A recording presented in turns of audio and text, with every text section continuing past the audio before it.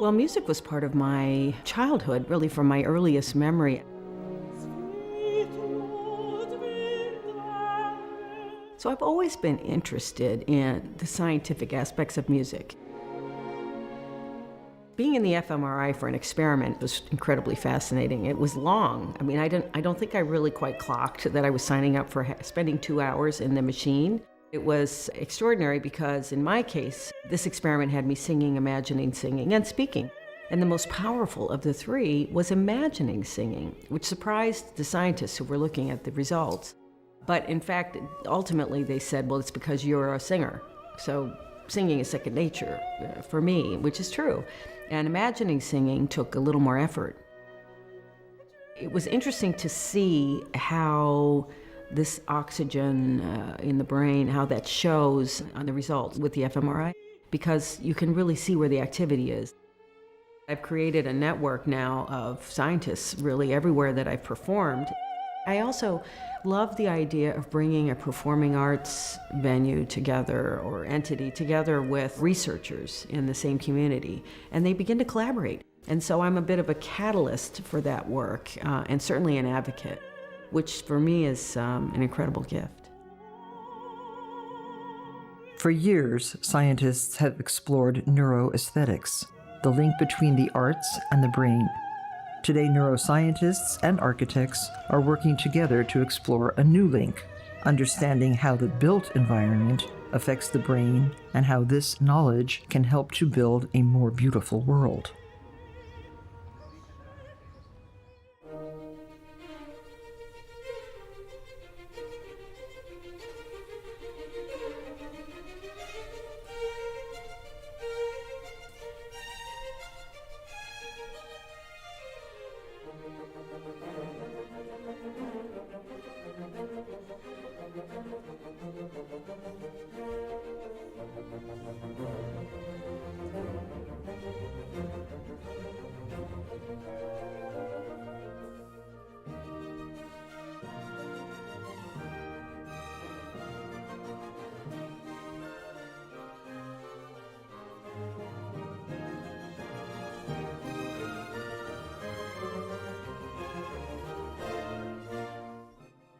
When you're designing something, you inevitably think of how you're using it.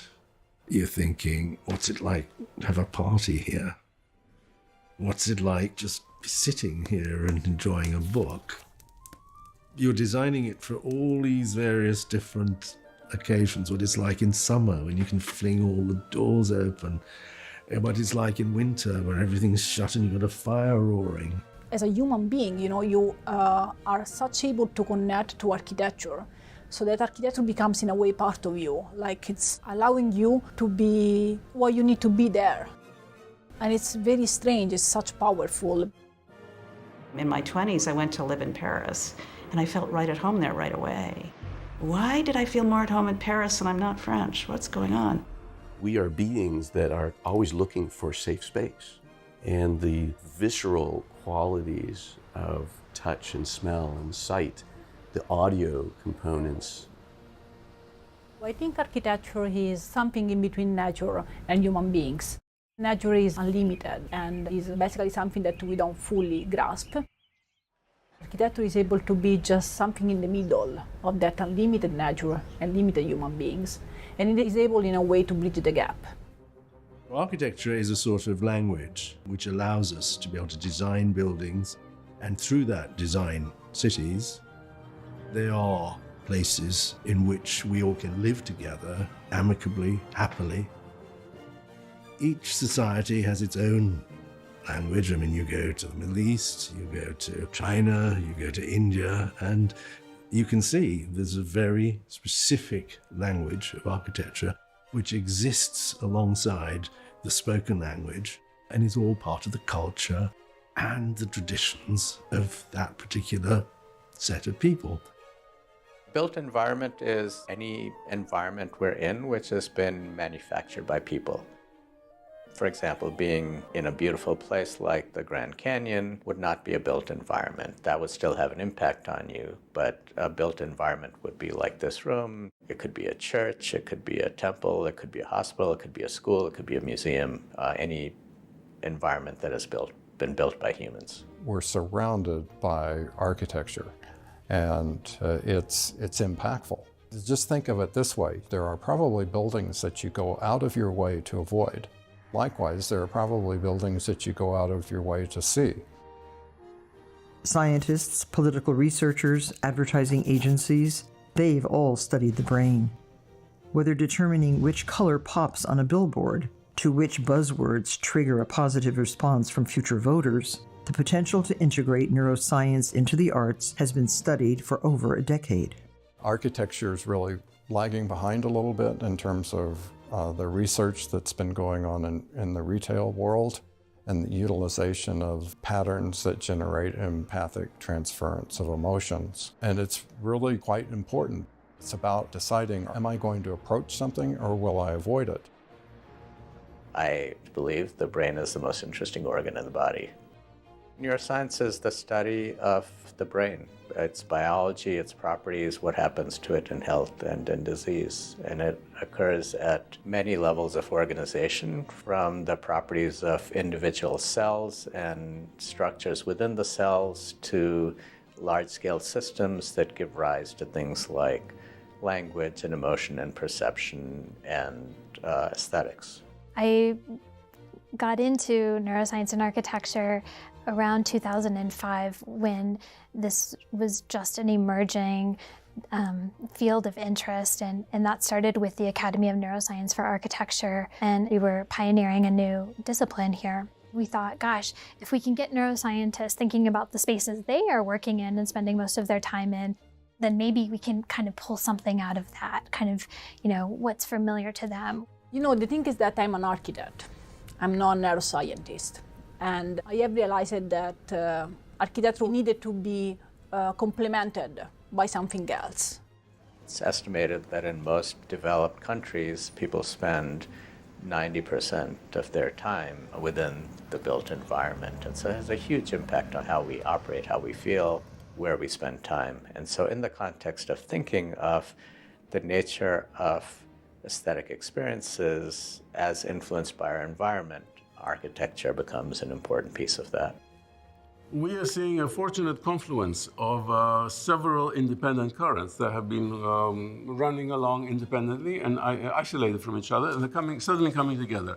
So neuroscience becomes this beautiful venue to say, wow, here's this emerging field that is offering us ways to better quantify some of the qualitative aspects of the built environment that we've believed for so long that maybe we could actually start to define. Our brain is a pattern-making machine. It likes to make sense of things. When the sun comes up and you feel the warmth of the sun and the flowers open up, that sequence is known as a pattern. We know what beauty is not. We know that when there's conflicting sensory information coming in, and that might happen within one sense, like vision, where you have sort of one pattern being expressed and a different one, and the brain struggles to make sense of what's going on there. And that creates confusion, that creates stress for the brain. It has to work harder to figure out what's going on. A nice analogy is when we think of music. If you have one instrument playing in a pattern that's musical, that's pleasing, we like that. When you have two instruments playing and they're different pattern, they're different music, then the brain is conflicted. It's trying to decipher both of them. When you have two instruments playing and they're not patterned, you have noise. That's really stressful. We do have to recognize that neuroscience is opening the door for us to better try and understand why things in the past may be resonating today, or the things we did last week in a building that just opened. Why might it be working and why is it not working? Are there triggers that can be read through reactions of the body that could help us make better decisions, not in such absolute terms, but kind of hinting in that direction? Humans have sought shelter for thousands of years. Early structures continue to challenge archaeologists, ranging from prehistoric Stonehenge to cliff dwellings discovered across the globe. Fast forward a few thousand years to temples, shrines, and pyramids constructed from man-made materials such as blocks made of sun-baked mud. The architecture of the ancient Greeks and Romans is still visible today. Symmetry and mathematical proportions were considered while constructing classical architecture. Brick, domed roofs, and mosaics defined the transformational Byzantine era. Architecture evolved more swiftly as time progressed, with noticeable style differences defining the Romanesque, Gothic, Renaissance, and Baroque periods. Rococo's elegance made way for orderly neoclassicism. The 20th century saw an evolution of its own. The asymmetrical shapes of Art Nouveau, the elaborate ornamentation of Beaux-Arts, vertical lines soaring to great heights, identified as neo-Gothic architecture, the sleek lines and Jazz Age ornamentation defining the Art Deco era. But everything seemed to change after World War I, as the focus shifted to new and emerging technology, and modernism became en vogue. In the early 20th century, modern architecture, as we call it today, was invented, I think, for the best of reasons. People felt that they had all this industrial technology, and they felt, well, why couldn't this be used to actually deal with a lot of the ills? You know, there was such shortage of housing, poverty, that sort of thing. Why can't we mobilize that industrial might and use it to solve humanity's problems? The idea of modernity comes also from the idea to not just build modern buildings, but shape the life of the modern man. We needed to rebuild after the war very quickly. It was cheaper ways to build. We wanted to be mechanical. We were entranced with machines. The amount of building that occurred in the 20th century could never have happened, not in that short period of time, if it wasn't for that. But of course, in doing that, we lost a lot, because all those techniques had been developed for centuries, all just got swept away and forgotten. So the result was that things were being built, which in retrospect now have ended up being quite unsympathetic to human existence. And of course, that idea to bring the idea of modernity to everybody made sense in a way, to create something that works for everybody universally. But then later in the history, it was easy to understand that that cannot happen. The Bauhaus School in Germany was considered at the time and still today to be one of the most influential schools of design in the history of the world. They revolutionized the way that architects and planners and designers approach the task of shaping the built environment we live in. Modernism was about saying there's nothing here of value. Let's start with a tabula rasa. In education, that meant students come in and they would say to them, I don't care what you learned from your parents or your grandparents or what religious faith you grew up in or what your intuition may be telling you, because that has no value. You should empty yourselves out of all of that so that we can fill you up with the right stuff. That makes no sense. Because if everyone was emptied out and filled up with the same right stuff, they couldn't innovate. 100 years after the Bauhaus, we are now at a pivotal moment in understanding the science in a much more profound way and starting really a new era in terms of how do we use information about the human experience to shape the places that we spend time in. As architects embraced minimalism and function, the term beauty all but disappeared from conversation. Beauty is a word that, or term that many people don't like to use because it's so subjective. But at the same time, I think beauty is a word that invites us to participate and to consider, you know, how is this potentially valuable to me? You could argue literally forever about an individual person's understanding of aesthetic beauty, but I think in the built environment, you have to take it a bit more broadly and profoundly than that. When I walk into a place and I immediately feel calm and serene, and I'm interested in staying there, I think it's beautiful. Beauty is not dependent on the human things, but anything that is described as beauty is described through the lens of being a human. Beauty really is about the reason why we're alive. Beauty has been connected, for example, to the idea of harmony and perfection of a building. But at the same time, some other theories have thought that Beauty is connected to the functionality of the building. If we think about the old saying, beauty is in the eye of the beholder, that's not exactly true. It's not in the eye, it's in the brain. Our experience of the world is multisensory. That experience of our senses coming together and integrating happens in the brain. Beauty is in the brain of the beholder, and our brains are more similar than they're different. The question always is beauty of what? And what the research suggests is that if we're talking about beauty of faces, people are really quite consistent. People are consistent across cultures. It turns out that infants will look at faces that adults regard as beautiful for longer than faces not as beautiful. This seems to be a core biologic response to attractiveness in faces. At the other end of the spectrum is artwork, and people are all over the place. If you look at landscapes, people are pretty consistent, not as consistent as faces. And then if you look at architectural interiors or exteriors, they kind of fall in between artwork and landscapes. And so one way of thinking about the built environment is that it's a kind of manufactured landscape, right? So it kind of falls in between. And the broad idea is that what we might refer to as natural kinds, right? So faces and natural environments, those are the things that our brains have really evolved to fit with. And so there's greater consistency. Every second, 11 million bits of information come into our human mind through our five senses. First of all, 10 million of that is coming in through our eyes. So of course our other senses are important, but humans, we're primarily a visual creature. Of the 11 million bits per second, only 50 of those bits are we conscious of. So we are largely walking through our day, walking through our night, experiencing the world unconsciously. I hate to break it to you, we evolved without buildings. And the brains and bodies we have arrive in the world expecting not to see buildings. We're really about living in the wild. Humans create what our neural mechanism is hardwired to create. And we create because we have evolved to recognize patterns in nature for our survival.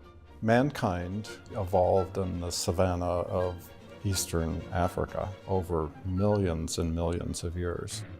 At that point, our brain structure was made up of the brainstem and the midbrain. Those two components of the brain are the emotional centers of our neurological structure. Mankind learned that there were certain patterns that were good for them and certain patterns that were not good for them. Those that discerned the patterns that were dangerous and could take avoidance were the ones who survived. Those patterns became ingrained in our DNA, and it passed on from one human to another. How did the human brain become the powerful machine it is today? Typically, people think of the Pleistocene era, over 2 million years ago. Much of the discussion has been around landscapes, and what type of landscape humans find approachable. The first is referred to as prospect. Humans feel a sense of safety if they can see a considerable distance. They are able to scan the horizon for any threats. Well, a pattern that I like to refer to a lot is a broad view. You can tell if bad weather's coming or predators are coming or even enemies are hiding out in trees. If it's sparsely spaced trees and a big open view, that's a pleasure-inducing pattern. And the other has to do with sources of nourishment, whether that has to do with availability of fruits and vegetables, whether that has to do with availability of animals that one might be hunting at that period, that there are sources of nourishment. Those things seem to apply to natural environments, and we think that they remain operational within the built environment, which is that people need to feel safe, whatever that constitutes safety in that setting, and you need to feel nourished. And we would speculate that nourishment can be thought of in a more abstract way than simply, can I get food and water?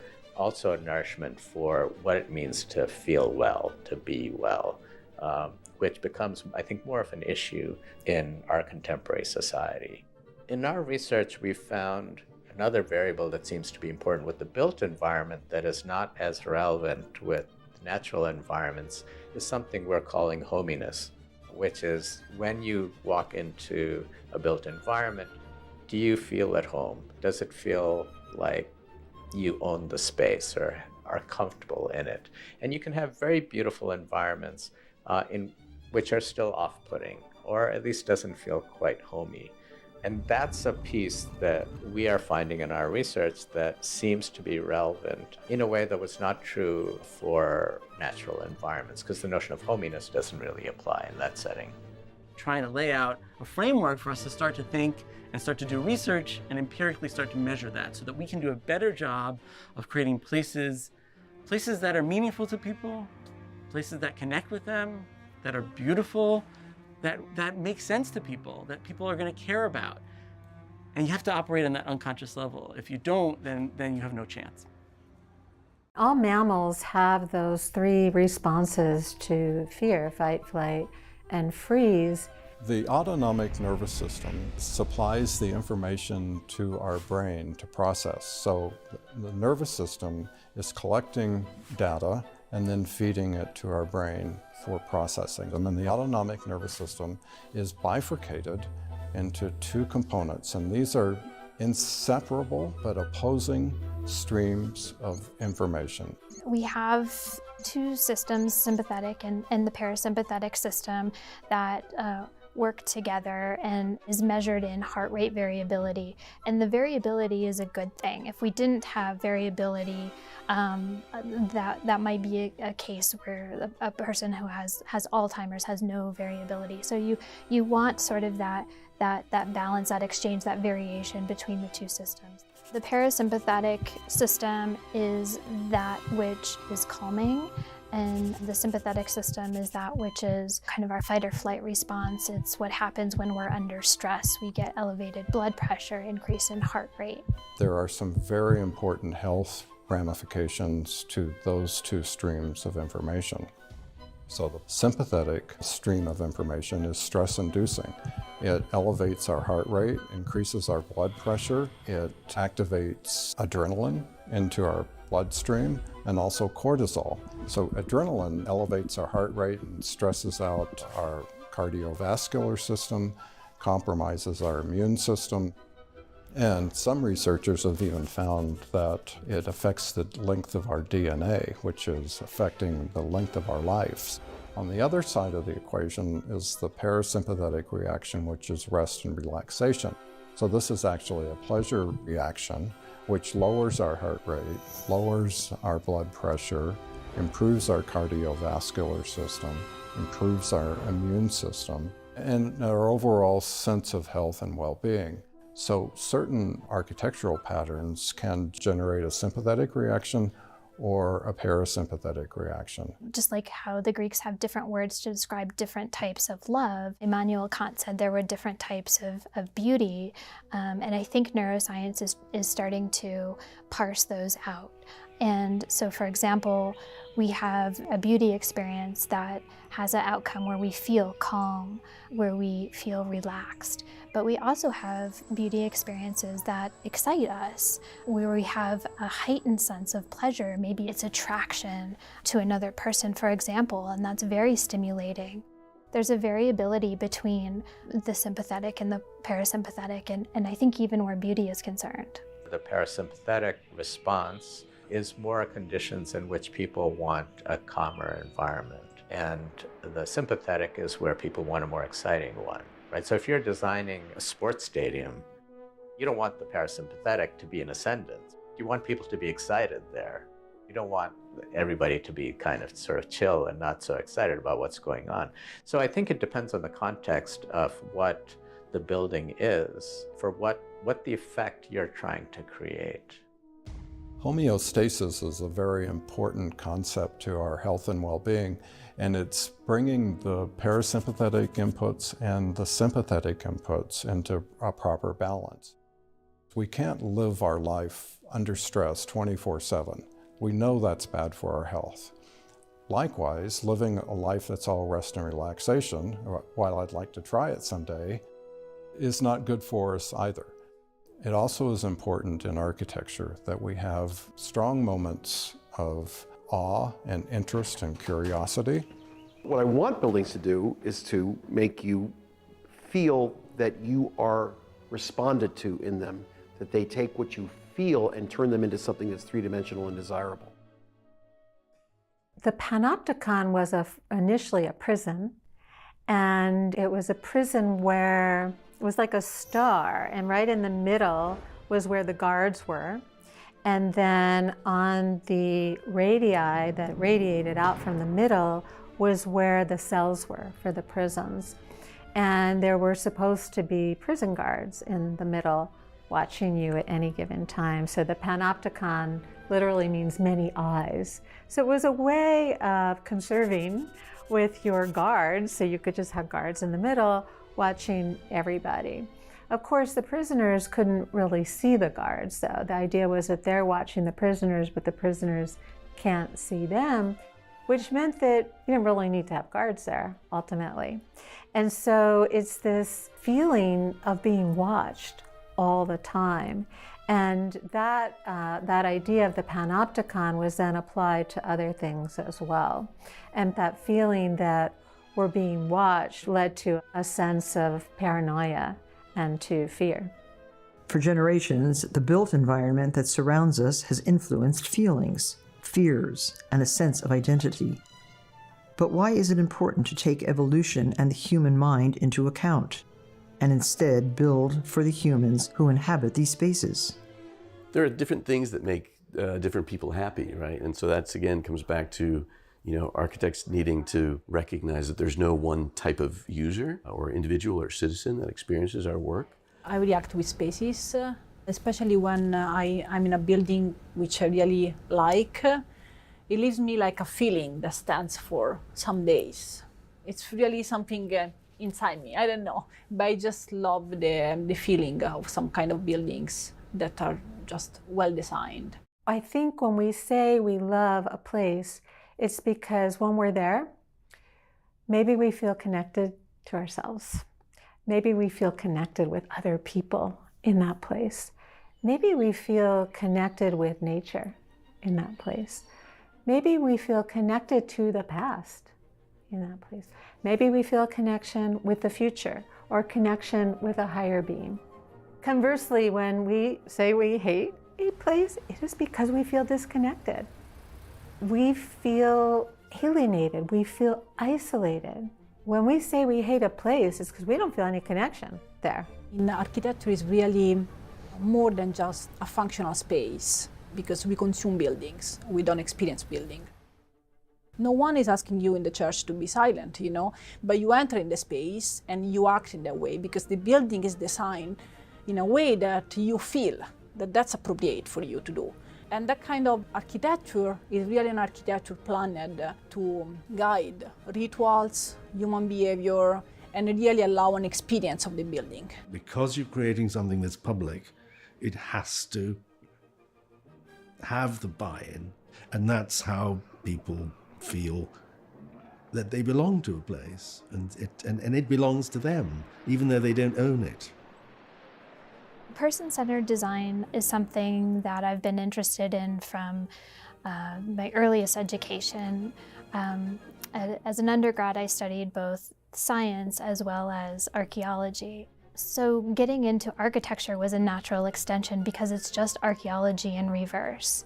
In my mind, it's about studying people and behaviors and culture so that we can design artifacts to support what they're doing, to support their culture, to support their behaviors. Design always starts with the person and trying to understand their goals, how they're performing, and support that through artifacts, through environments that we're creating and constructing.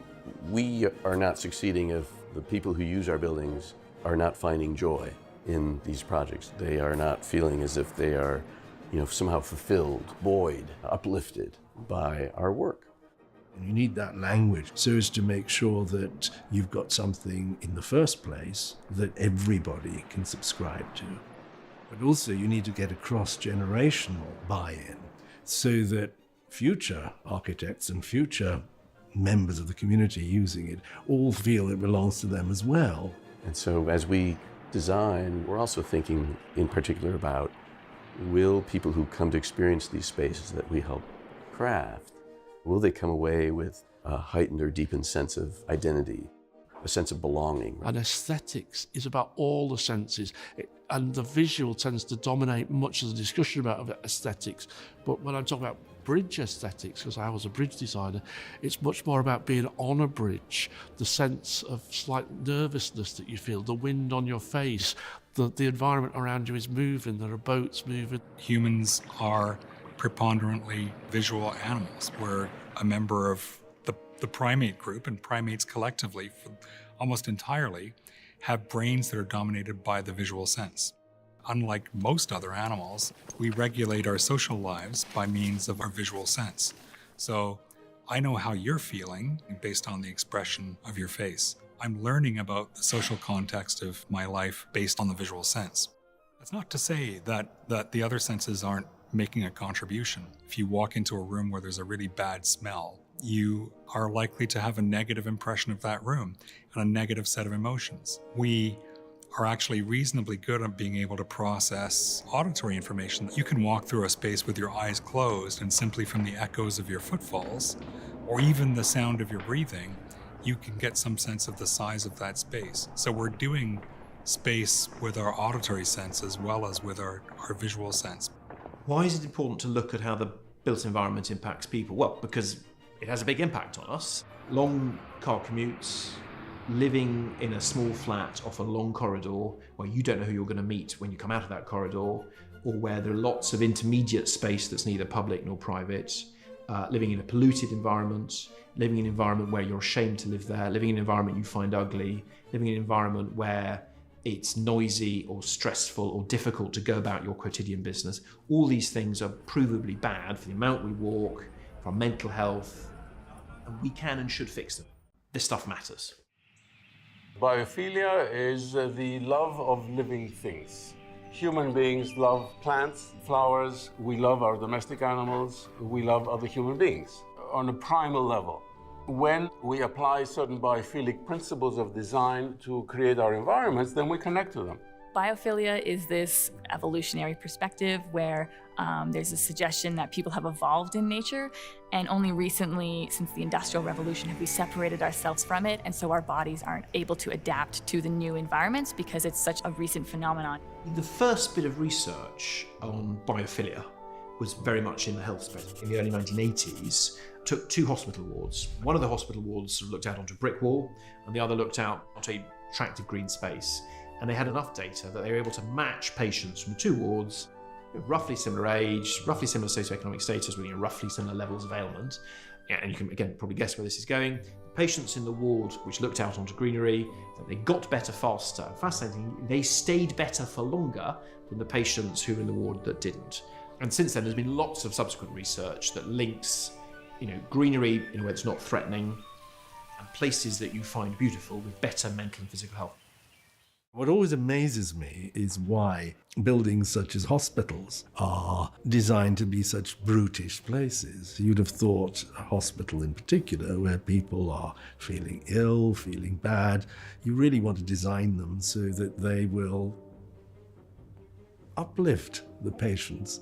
And one of the things that we did at the Defence National Rehabilitation Centre is that the client there came to me and said, look, we want to design this rehabilitation centre, but we want to make sure that it's not just the medicine that we're putting in there, but actually building a building which is actually going to help, positively help, rather than just be a nice place for people to be in.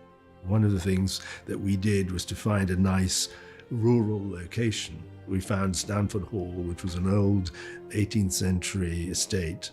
This was the first time that a client had come along who had actually acknowledged that the architecture was actually going to help the people who were going to occupy the buildings. It's not the condition that we're relating to, it's the person and the people themselves.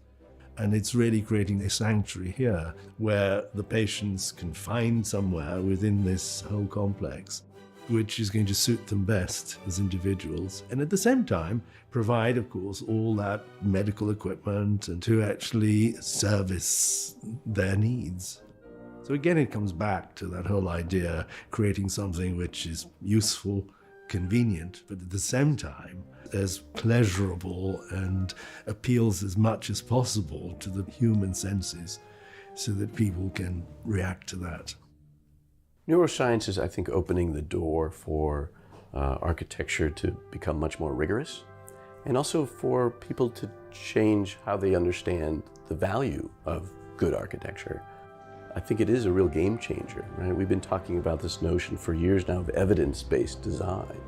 Beauty is not subjective. What one individual person will say you can't predict. But take a room of 10 or 100 or 1,000 people, and you can predict with growing confidence how the strong majority of people will respond to most places most of the time.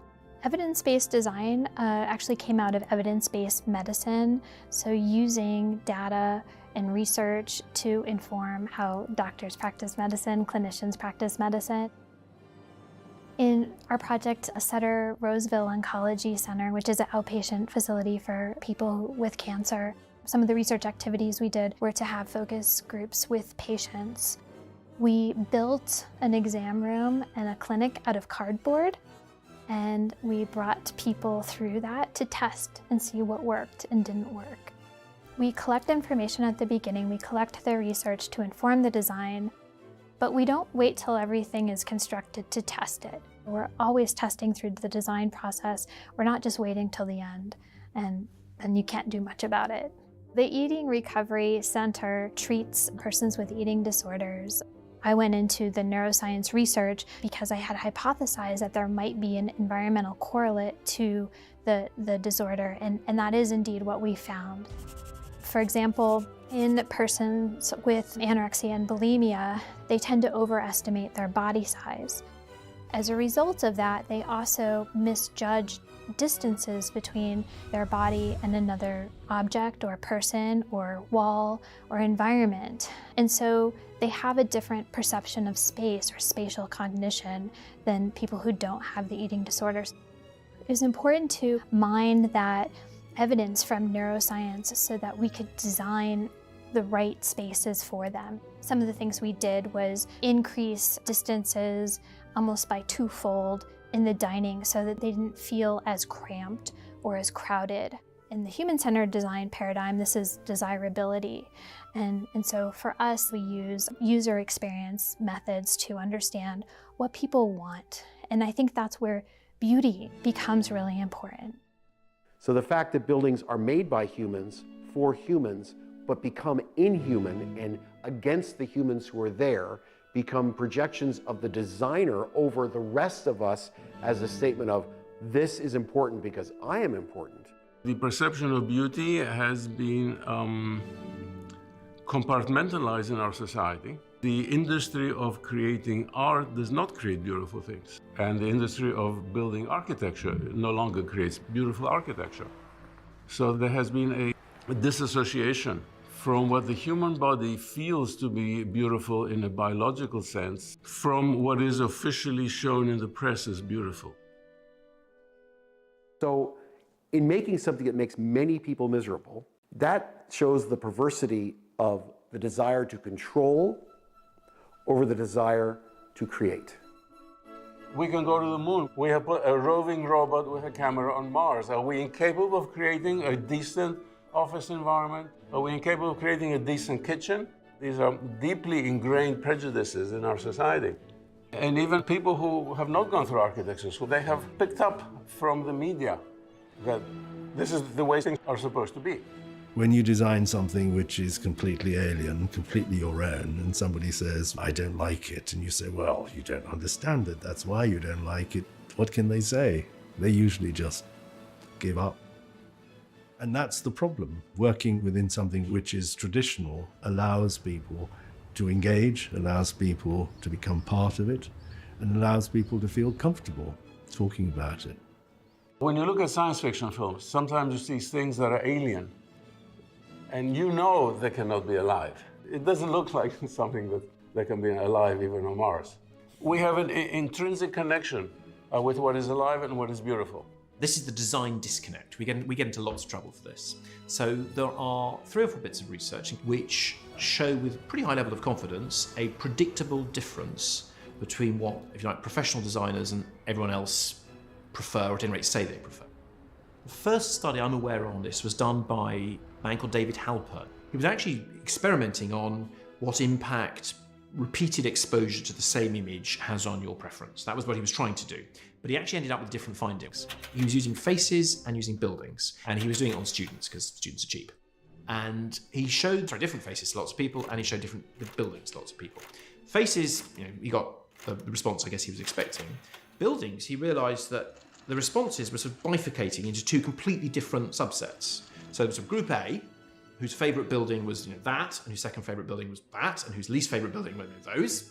And there was group B, where it was literally the opposite, completely obverted. So that got him puzzling. So he had a further look at these 2 sets of students. He found that group A was the architecture students, and group B was everyone else. And then he looked even further, and he realised that the longer people had been architecture students, the more divergent they were from the rest of the student body. The Hamilton building at the Denver Art Museum was really groundbreaking at the time it was built because we had the technology to create these new forms, these crazy angles. And because this was new, these forms hadn't been experimented with before at this scale, it was also a new experience for the museum goers, for the people experiencing these crazy angles. Some people began to report feeling a sense of dizziness, especially when they were going up the stairs. What's happening there is a disconnect between what your eyes are telling you, the visual information that you're getting, which is these angles, which is telling you that your position is not upright, but your inner ear cells, where gravity is pushing down on them, is telling you that you are upright. So your brain is confused. Am I upright? Am I not upright? And the result is this feeling of dizziness. The Hamilton building, though, if you look at the interviews with the architect, Daniel Libeskind, he wanted a provocative piece for the city of Denver. And certainly the intent of all art is not to be beautiful. And in some cases, it does intend to provoke or make people think differently.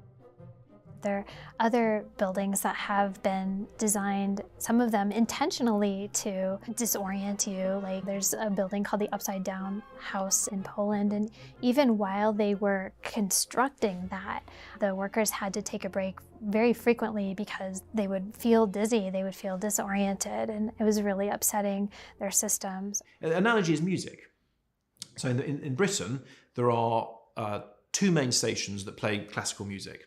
There's something called Classic FM, which music aficionados are a bit snooty about because, it's a bit predictable, a bit of Mozart, a bit of Puccini, a bit of Vaughan Williams, it's stuff you've sort of heard before. And there's Radio 3, which is no doubt much more interesting if you're into your academic music, which plays far more experimental music. It plays the classics as well, but it's out there pushing the boundaries. And the difference is this: your music taste or my music taste doesn't matter. It's our music taste, we listen to what we like to listen to, we go to the concerts we want to go to. But what we build in the built environment does matter, and it has an impact on the well-being and the health of our fellow citizens. So if people who have come to have divergent tastes, no criticism, from the rest of the population, if they're controlling what we build, then we need to correct for that. So how do we build for humans? And how can neuroscience help us do this? For years, advertisers have been utilizing technology, examining how the brain reacts to one color or font over another. Why not apply these tools to the built environment? So we have tried as much as we possibly can to adopt scientific methods to understanding that relationship between the built environment and human psychology. And we've used a range of different kinds of tools for that. One of the cornerstones is what's called self-assessment. We ask people, when placed into a particular kind of setting, to reflect on how that setting makes them feel. The other thing that we've ventured into is the use of biometrics to explore the relationship between human psychology and built environment. I wanted to see how people actually use nature within our urban environments. I can actually study how people can be happier and have higher levels of well-being and health based on reducing people's stress levels and improving attention, and then also looking at people's mood. One big development in the field is not only the miniaturization of some of these hardware sensors, but also the fact that now they're wireless. One of the monitors that we use goes on your wrist just like a regular watch. It measures your heart rate through your skin. And we have 2 sensors that measure your skin conductance. And basically these 2 electrodes pass an electric current 1/1000th the amount of what you'd get if you touched a doorknob and got shock. The faster the electric current goes, the more sweat is on your arm. And so that's gonna show a heightened sense of arousal.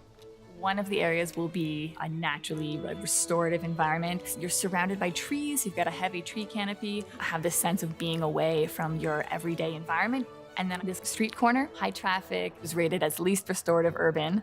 Really boring, plain buildings in front of us. So lots of noise and a not very interesting environment. And then the last environment is this little courtyard. The brickwork around the area is really interesting to look at. There's always lots of people walking through. And there's some little hanging plants. So not a lot of nature, but just a little bit. It's a much more interesting environment to look around.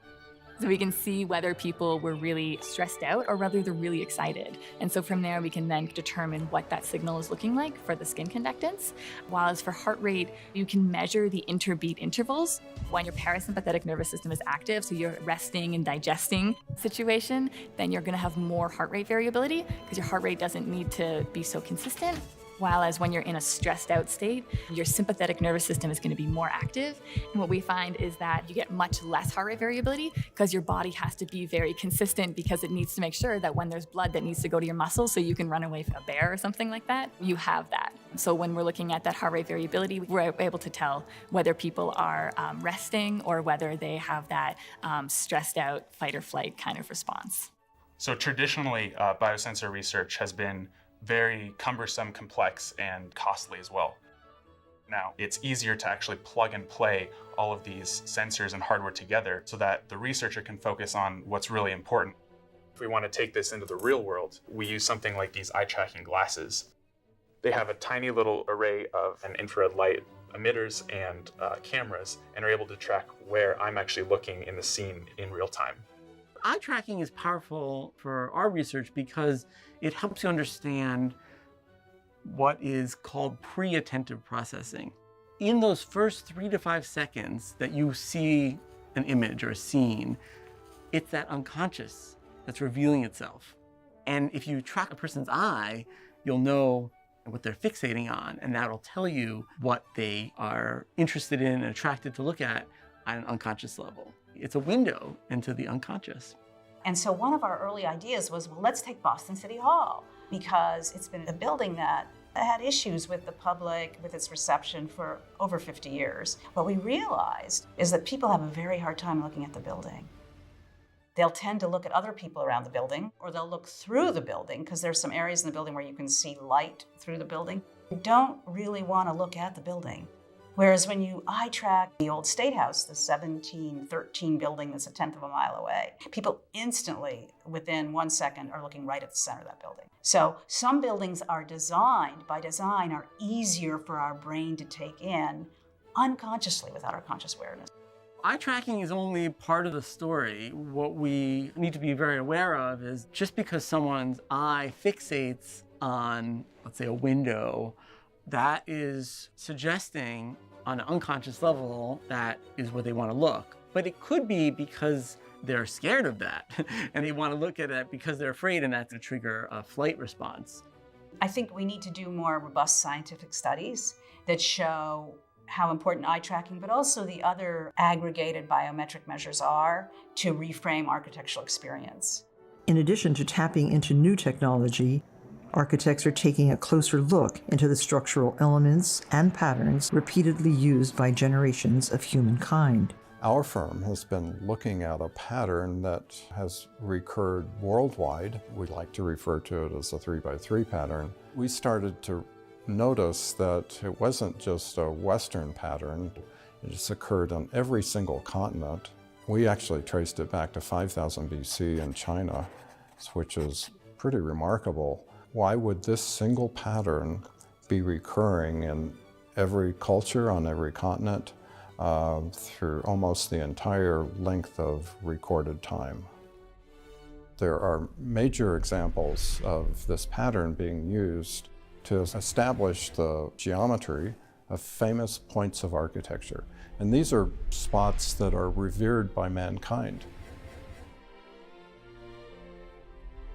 So in looking at the 3x3 geometry for architecture, we refer to it as left, center, right, top, center, bottom. And basically the key idea here is that there's a center with boundaries. And the geometry doesn't have to be rigorous.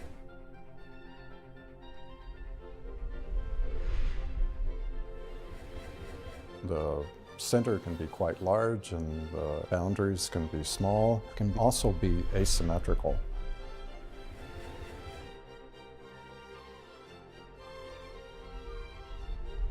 We exalt the architecture and we protect it. And the reason is because it's pleasure-inducing. And that pleasure inducement is caused by the 3x3 pattern. We are born looking for this pattern. And we go to great lengths to try to reconstruct it. So when it's there, we will relax. When that main idea is very clear, then everything else tends to fall into place pretty easily and harmoniously. And that doesn't mean that there can't be beautiful anomalies or deviation within that pattern, because a lot of times there are, and actually you can celebrate them more easily if the foundation is solid. 3x3 pattern can be used in any style, whether traditional, neoclassical, Georgian style, or contemporary or deconstructivist. The human brain is just simply looking for the pattern. I think there's a genetic basis to our ability to recognize shapes, and I think there have been some very famous experiments from last century. Konrad Lorenz looking at seagulls and the way the newborn chick could recognize particular colors, could recognize patterns, could recognize the shape of a hawk. So we have a genetic basis for shape recognition. When a child is born, 65% of their neuronal structure is dedicated to face recognition. Darwin theorized that a child has to find a face in order to survive. From some of our research, we know that people are attracted to symmetry. In fact, symmetry can sometimes trump some of the other values that we might manipulate. It's more interesting to understand the symmetry as something done of parts that are balanced from one part to another, and there are connections between parts and connection between parts to the whole, so that the visual weight of each single element is contributing to the composition to give you that sense of balance. There's something called the Figueroa primitive. 2 dots for an eye, a vertical line for a nose, and a horizontal line for a mouth. We're born looking for that. And it turns out we're looking for it everywhere. Our whole lives we're looking for that. There's a reason most old buildings look face-like, because it turns out more of the human brain's hardwired to see and look for faces than recognize anything else. We're face-architects before we're architects. So today, you've got the chance to draw the picture of a house. You can use felt tips or crayons, it's up to you. You can draw your house however you want.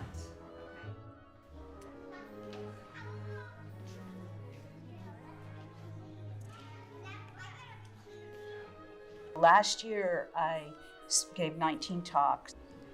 I said before each talk, draw a house as if you're a 5-year-old.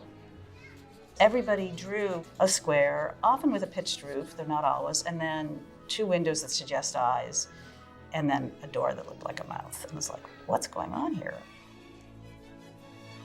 They were drawing a face.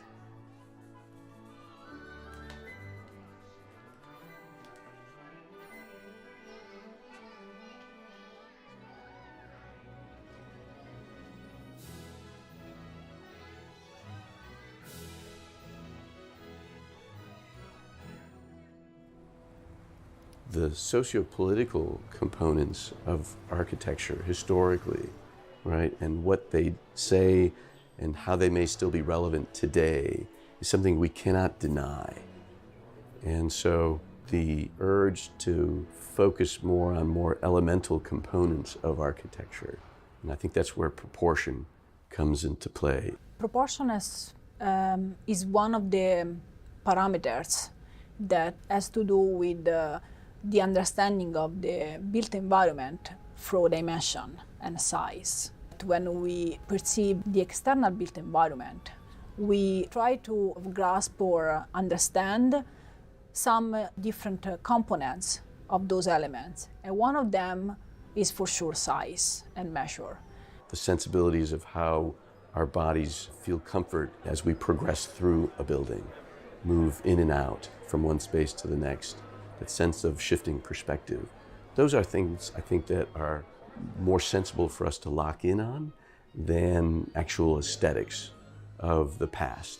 Today it's very difficult to define proportion because it's one of those words with the lost meaning. We use that word, but we don't really know what it is. But if you try to just go back and give even just a geometrical definition, proportion is nothing more than the relationship of one dimension to another in one single object. We see in our own children how differently they perceive the environment today as a result of the different elements that their brains are reacting to, and what somebody may like and may not like, what's appropriate and what's inappropriate today, whether it's with how we dress to work or go to school, but also what type of architecture and its formality or lack thereof is appropriate. These things are so dramatically shifting today that we have to always be careful about what we choose to take from history and apply it moving forward. So what I'm trying to do is to approach proportion in a three-dimensional way, right? Because space is three-dimensional. But I need to add on the top of that perspective distortion, because what happens in the space is that we look at things and they are constantly distorted. I'm using the blocks, which are the Morphodeck. The Morphodeck is made of 120 pieces, and each of them has a different proportion. But when you start moving those objects in different angulations, you will see that the object becomes less clear to you in terms of proportions. And that's what in this specific moment I'm interested in, trying to understand how I could place two objects in different perspective situations, let's say, and how the subjects will react in terms of discriminating one proportion to another. In addition to proportion, there are other mathematical tools found in nature that are often applied to architecture. The patterns in nature have very specific characteristics. Out of an infinite number of possible patterns, there are very few that we see in nature. Fractals show up, first of all, everywhere we look. Even if we look at our face, eyelashes are essentially a fractal. It's the repetition of something that's beautiful. Fractals are one of the patterns that we theorize that mankind evolved with. Fractals is repeating patterns. You see them in cauliflower, in trees. So the idea of these naturally occurring repeating patterns is something that we are just drawn to. Your brain is organized as fractals, neurons make fractals, and they realized that you couldn't have the 100 billion neurons that you have in your head with a trillion connections unless it was fractal. No other geometric shape would permit the amount of connections. And so we theorize that fractals lead to a parasympathetic reaction because we understand that it's safe and pleasurable. And I think that we need to get back to that beauty that is inherent in nature and is part of nature's intelligence, and remind ourselves that we too are part of nature. Those organic forms we unconsciously consider beautiful. We see the beauty in an insect, unless it's the type of insect that's going to bite us. We consider a lot of mammals very beautiful, even threatening animals, lions and tigers, if they're in a cage. Out of an infinite possibility of geometries, living things take only a very small spectrum of possible geometries. This is incredible.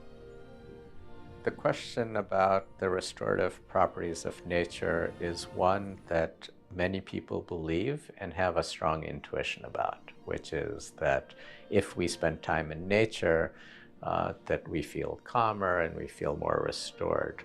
And as someone who likes the wilderness, I find it quite restorative. The kind of nature, I think people vary. For me, the desert in the Southwest are where I feel the most at home. I feel like I can breathe over here. It's like big open spaces, clean lines. Having said that, trying to get decent scientific evidence for that is very hard. And this is where I think people's backgrounds might matter.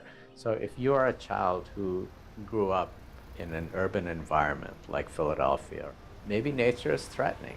It's scary, right? You don't know what creatures are out there. Nature itself varies considerably.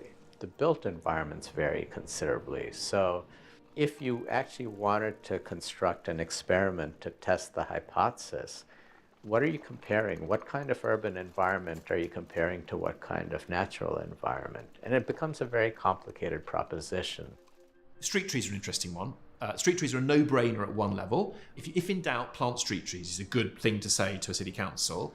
Interestingly, actually, they're not statistically a big differentiator between the best and slightly less good areas because they're not enough to save a really bad place. So if you've got a really ugly street with too much space to walk in, ugly buildings and fast traffic, planting a bunch of street trees isn't necessarily going to save it. There's widely diverse variables in nature, but they're all being attributed to as if they were the same thing, as if it was this common stimulus, nature. And the outcomes are also very diverse, but again, they're kind of being lumped together as good, beneficial. And I'm not demonizing nature.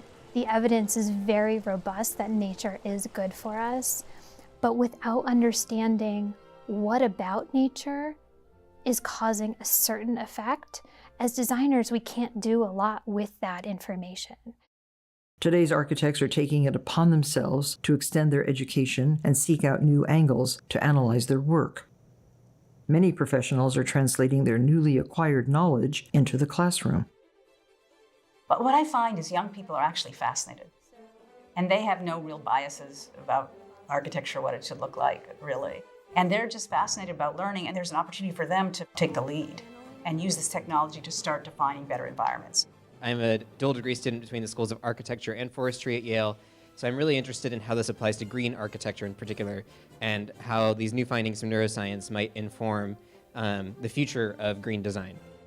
Neuroscience is one way to help articulate students about what great responsibility they will have in their future professions for the well-being of people who use their buildings, who walk by them or spend hours and hours, years within the framework of their spaces. And so the more we can introduce real-time ways of measuring response, right? So VR, for example, right, is a very quick way in which you can start to help students understand what they've designed as they virtually move through the space and say, oh my gosh, this is what I wanted, or oh my gosh, I didn't realize, or oh my word, that's terrible, I need to redo this. It's not just about diversity and inclusion of different kinds of people and their different traditions and ways of seeing the world. It's also about diversity and inclusion of intellectual and artistic traditions and seeing the value in each one and thereby be innovative in a positive way, in a way that supports humanity, that inspires humanity, and that allows us to continue to thrive.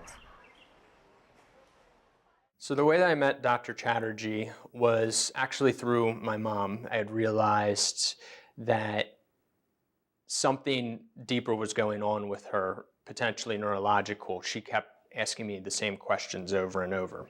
So I connected with Dr. Chatterjee, and he contacted us and said, you need to come back for a follow-up. And at that follow-up appointment, he diagnosed my mom with what we found out to be early onset Alzheimer's. My passion was always within the healthcare industry, and I thought, what a wonderful way to honor my mom. Let's build a memory center, and let's take it a step further and make it this really idiosyncratic place where it's purpose-built. We're thinking more about design. We're thinking more about the experience for the individual while they're there, and we're thinking about the experience for the family while they're there also. And I just found myself in this really unique opportunity where I could create my own space and do something really impactful and meaningful. Access point, and then you can even put ivy. It grew into, well, what can we do with Dr. Chatterjee beyond just the provision of care for my mom? We're not worried about them getting lost, that they always get oriented back. They can keep walking, which is really nice. I think he was really intrigued by this idea of Building from the ground up a memory care center and what that would actually look like, I don't think either of us really knew. I vetted UN Cole and decided to bring them on, and the project's evolved from there and morphed into what it is today.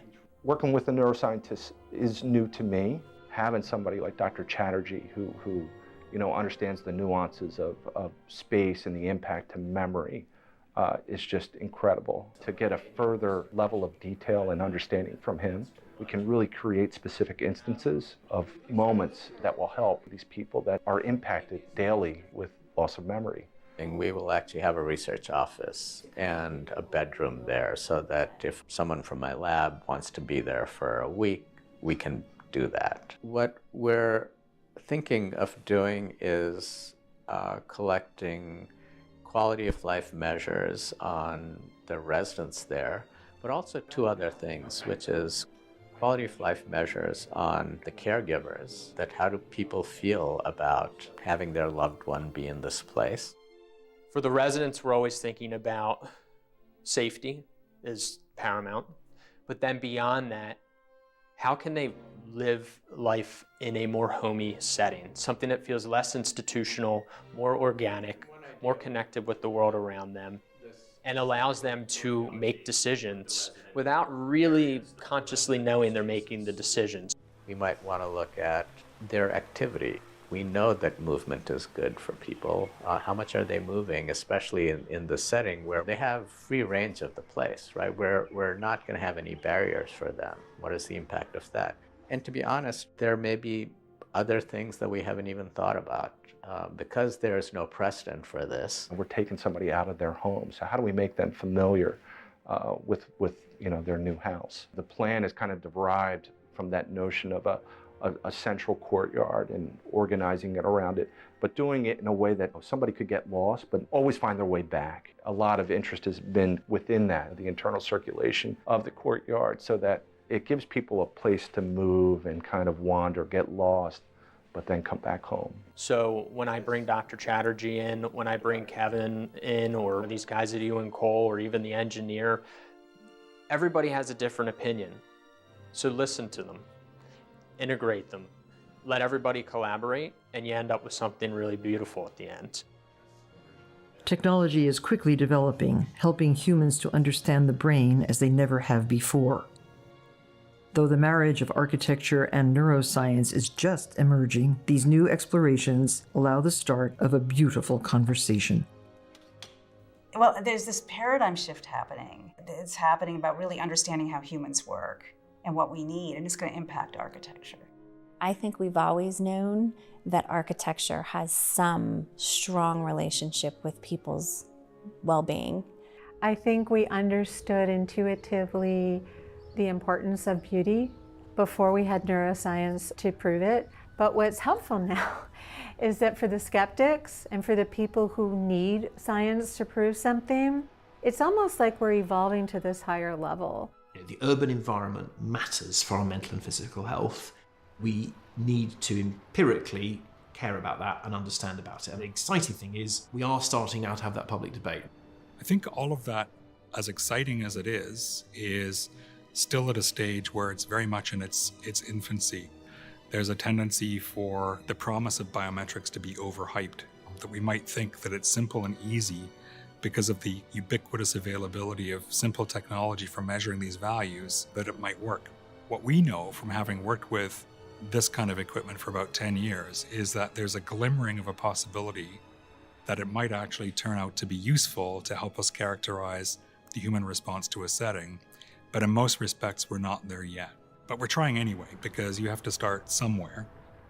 I think it's important to say that when you decide to work in between neuroscience and architecture, and you really want to work in the middle of the two fields of studies, you really need to accept at one point that you need to learn something, some new body of knowledge that comes from neuroscience in my case. We're at this evolutionary point in our history where, as a civilization, we are asking those deeper moral and ethical questions. We really are trying to get beyond the silos of our disciplines. To what extent can findings in my field contribute to the design of places that can actually enhance psychological sustainability while supporting high density. We need to respond to the people who are going to be using these places. And we need to study these people, and we need to analyze what's going on in their head, and we need to make that a big part of the design process going forward. And we need to take the responsibility as architects willing to work between neuroscience and architecture to really work in the middle. We should not pretend to wait for neuroscience to give us answers. Clearly, architecture has ramifications on our health. And we need to understand what are the forms, what are the ideas, what are the repetitive patterns that support proper health and well-being. My theory is that if you design to health and well-being and you do it properly, then it will lead to a recognition of beauty. We're doing humanity a disservice, particularly in a time where we have all of the information we need to prove that these things we're creating directly impact how we feel, how we eat, how we read. It's not just creating something. It's doing a service for people. You respond to the patterns and designing using the patterns through your visceral responses, your biological responses to the possibilities offered by designing using the patterns. And the result is a wonderful experience that you feel biologically. You feel subconsciously. This has nothing to do with style because our subliminal brain doesn't care what style we're working on. It only cares is it a pattern that will generate a pleasure response? One of the things I hear from designers since I got into this field is this concern that the research is going to dominate to the point that design becomes prescriptive and they won't have that ability to be creative or to have the freedom to design. It's a really complicated question as to how far one should take evidence that pertains to people's innate or intrinsic responses to environments with respect to codifying the principles of good design. So if, for example, it's discovered that round doors are the best doors for a psychology, then does it make sense to make code and say, okay, from here on, all doors shall be round? There's so many different ways to think about that question. As a scientist, I might say, well, of course, if I discover that round doors are the best doors for human psychology, then why on earth not? Why on earth not do that and always have round doors? Further to that argument, I might also say that if you think about what a building is, the objection to having round doors forevermore might be that codifying a principle like that takes away from the creativity of the designer to make whatever design they want. The counter to that is, although a building may be a piece of art, a building is not just a piece of art. It's a piece of art that needs to be used for humans. There's a social responsibility to design a building in such a way that it's good for us. But overlaid on that is so much variability that has to do with experience and culture that you could never come up with a way of codifying all of that, nor would you want to. The richness of architectural experiences that we have to allow that kind of variability. We have to allow the artistic impulse as well as having the grounding in good science to build a successful building. I think it would be a mistake to think that in neuroscience, the kind of research I do is going to tell architects what the right answer is, right? That, I think, would be just a mistake to even think about it that way. However, I think what we might bring to the table, for example, is what our very early research suggests is that here are these three dimensions: coherence, fascination, and hominess, that we think varies independently, that we have some evidence that our brain is responsive to these three parameters. When you're designing something, you should take those into consideration. I think the idea is that we can maybe offer some principles that then becomes part of the architect's toolkit that they can then choose to use based on what they are trying to accomplish. What is important is really trying to understand how neuroscience in the specific case can help us to be more aware of what are the necessities of us as human beings. Anybody who's in a design profession, whether it's architecture, urban planning, urban design, should be quite familiar with a lot of the ideas that we've been discussing. I think there's rising awareness of the importance of this stuff. It's a game changer for the profession and for our communities. And the quantification that neuroscience offers, I think, is here to stay for architecture. We are at a point where we can't remain in our silos. We need to have expert knowledge as designers, as architects, but we also need to work together with other people who have expert knowledge in their field, in neuroscience, in cognitive science, and computer science. It is important to move past neuroscience and architecture to neuroscience of architecture. So I think whereas we get better at understanding those neural signals, the goal is that we will be able to then sort of do experiments in the field, right? You say, okay, someone walks into a Gaudi cathedral. What are the neural signals that are coming out of that? And that's something we have not been able to do, but hopefully in the next 5 years will become part of our armamentarium. It really is, I think, our mandate and our privilege to intervene in the built environment in a way that supports people to thrive, not only to survive. It's important to build for people because, well, what else is the built environment for other than to support the activities and emotional lives and successes of human beings? What else is there? The tipping point will occur when a client goes to an architect and they will say, I heard about this biophilic design and neuroscience and patterns from somewhere I read on the internet. Can you do it? There's this paradigm shift in understanding that we now have the tools to really see how things impact us, how buildings impact us, and we'd be foolish not to look at it. It is the same as hearing a great piece of music or going into a museum and looking at great art. I have the same gratitude and that extraordinary moment of appreciation for beauty that I have when I'm in a beautiful building. It has to work, it has to support health, has to support well-being, but it also has to be loved and desired by its users, and it has to be beautiful.